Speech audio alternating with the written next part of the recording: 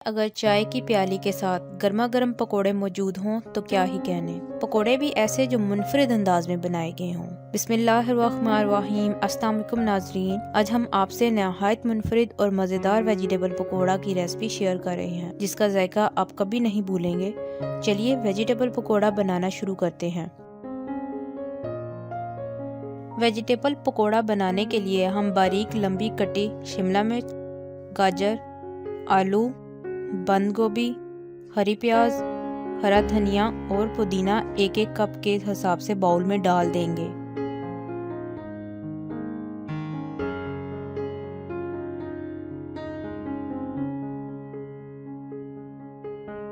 फिर 400 ग्राम बेसन,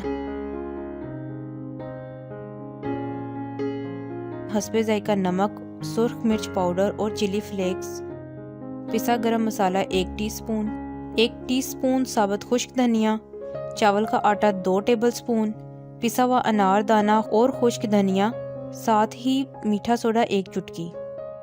तमाम अज्जा को अच्छी तरह खुश्क हालत में मिक्स कर देंगे। जब तक बेसन मिक्स हो रहा है आप चैनल को जल्दी से सब्सक्राइब कर दें और वीडियो को दोस्तों से शेयर भी कर दें।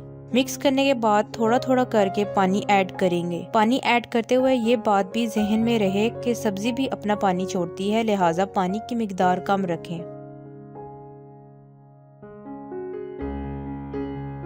लीजिए वेजिटेबल पकोड़ों का मसाला तैयार है। अब हम वेजिटेबल पकोड़ा फ्राई करते हैं। पैन में तेल गरम करके पकोड़े फ्राई करते जाएंगे। जब वेजिटेबल पकोड़ा गोल्डन ब्राउन हो जाए तो इन्हें तेल से निकाल देंगे।